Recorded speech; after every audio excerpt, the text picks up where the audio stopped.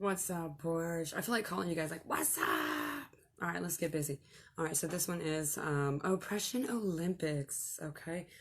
Wow, didn't know we were all Olympians, but let's point this out. It's negative behavior and it's of the ego. And if you guys start to recognize it, then you'll cut it out of your own life if you have it there, where you won't receive it from others when they try to give this shit to you. All right, so Oppression Olympics. Let's all go back in story time.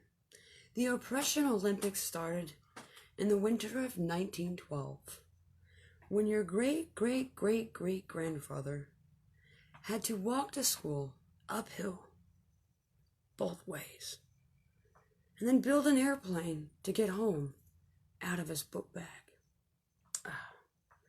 Right? Okay, so that's how the Olympics got started. And we have been passing the torch of Oppression Olympics since then.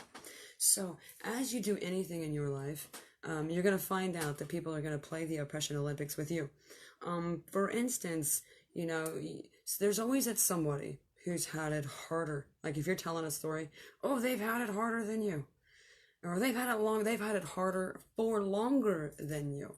In mankind way, huge mankind way, we've watched, and that's why we have racial river problems right where we are, right here in America, and globally, we have a racial river problem.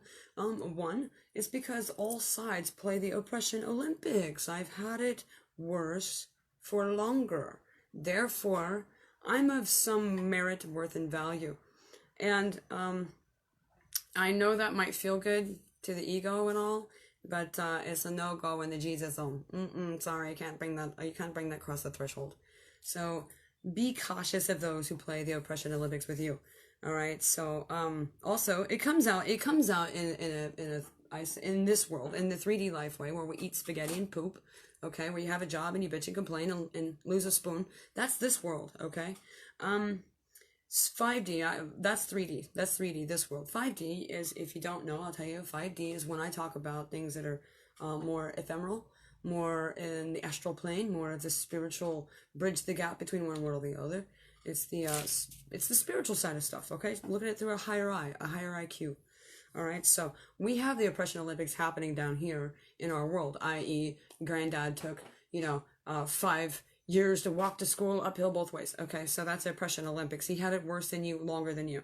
And then we have it also and so that's a temporal mind way to have the Oppression Olympics.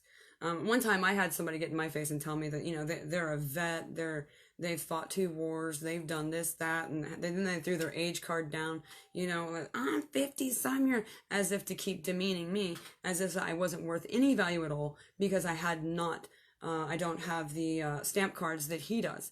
I don't want stamp cards around the porch to be validating us of who's of value and who's of worth and who's not. I don't want anybody on the porch playing Oppression Olympics with anybody else. Your story being harder for longer is just a way to make you feel valued and important in a room with a low ceiling. All right, so there's a temporal way to have that, and the spiritual way to have the Oppression Olympics is, I was actually being nice to another empath the other day, and she had asked me how long I'd been awake, how long when did your spiritual awakening happen? And I told her, 2014, and she's like, oh, I've been on the journey since 2009, and then I recognized it, because I'm well versed in it. Right there, you have a spiritual version of Oppression Olympics. Like, I've been here for longer than you, so therefore that makes me more value than you. Get behind me. And I think that it's really folly for any of us human beings to treat another human being that way. There's nothing anywhere that says you're better than anyone else, okay? And being somewhere longer than someone may not be a good thing. You might just end up being... Some people brag about where they got stuck for longer than me, okay? I've been here longer. Yeah, I would be bragging because you're probably stuck there, right? So make sure that you keep your temporal eye, your brain thinking, your logical thinking, your indoctrination stuff, your hardwires that you need to learn not to listen to. Keep your temporal mind and your eyeballs, which your eyes will see. That's when somebody comes up and says, well, I've had it worse than you and longer and I'm more valuable. If you look at this through a spiritual eye, and right here, then you know not to play these Olympic games, okay, with other people. It's crap. And Henry David Thoreau said it the best. Height makes what you lack in height you make up in length. What you lack in length you make up in height. Something like that. Leave it to me to get it backwards, because we all know I'm a little bit dyslexic and I'm the most perfect. I don't re-quote people well, and we know this. So go look up that quote by Henry David Thoreau. What you lack in something, you make up for in height, I think. So, and that's real fitting here. Watch how you value yourselves. Also, this has to be said. Asterisk, and I'm sorry if I anger or trigger some of you here, but Water made sure to make sure that I point out here in the Oppression Olympics that in another spiritual way, this gets played by people who die and come back. Okay, who have an experience where they died and come back. Ever since I've been awakened, I have literally just like moss to a porch light. My whole life is surrounded by people who have died and come back. It's actually not that rare. Okay, and I hate to do this, and this is what's probably going to trigger, but I can't do anything else but what the water asks, and the water is asking to make sure to keep the ego off of those that have died and come back, because it does not necessarily make you better than your fellow traveler. Better than your other man.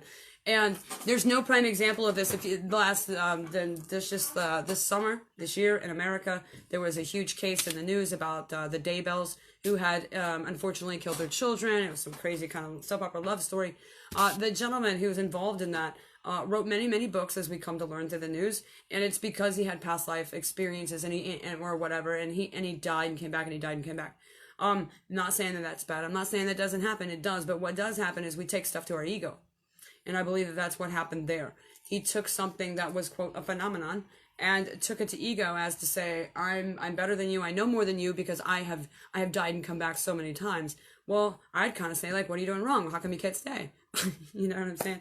And to be honest with you, for those who physically die and come back, there is no damn bit of difference at all. When I too got raised up in the Lord, and he changed my eyesight by killing me as well. And did I physically die? No. Did I have a near-death experience where I came back? No, not physically. But yes, he did say, die of yourself. And I'm sure he said that in the good book too. So I did die of myself. And I've got a whole summer of, beyond the summer. I've got an 18 to 20 month mark back in 2014 and 15 that took my life. Okay, my spiritual life, my ego, everything that makes you feel alive was gone out of me. So I did die of myself too. And I'm back now. So, and I surely don't wear that on my ego to say I'm better than you or whatever. We're all traveling here. And if you know something, spit it out, because that can help the fellow traveler. Do you know, if you're holding a key in your pocket that could have let me out of a prison that I sat in for 11 years, I would have went and beat the out of the person that was carrying the key. Why didn't you share that with the rest of us? And I mean, that's how I feel with the gift that I have. The water brings me a lot of keys, and I don't, if I was out there, I'd want these keys too. And I'm not going to be the one that's withholding. Okay. So that was that about Oppression Olympics. Hope you enjoyed it. Don't play with people. Don't be an Olympian, and don't get involved in that. Walk away, and know that your value is not placed on how long you've been somewhere. If you've had it harder than the next person, or if you've had it harder for longer, do not measure yourself with a measuring stick. Instead, just grab a walking stick. All right. Amen. So I'll catch you guys on the next video. The next video is going to be the sad video. Okay. So if you paid attention to the first live that I put out, I put a kind of roadmap out on what I was doing tonight. This is the first video of that. The second video is going to be a sad video. It's not going to be sad actually, but I'm going to do a nice video for anybody out there that's feeling really depressed and really in their own head and really stuck. And when you feel yourself getting down like that, I'm here to throw a life jacket in a hand. And that's what the porch does. It's a safe haven in the rain. Just come up here and sit. So the next video, if you resonate with that, I'm going to give it to you. It's going to be mana for those that are feeling down. Okay? So I'll be back in a little bit. Stay tuned. Be kind. Stay out of your mind.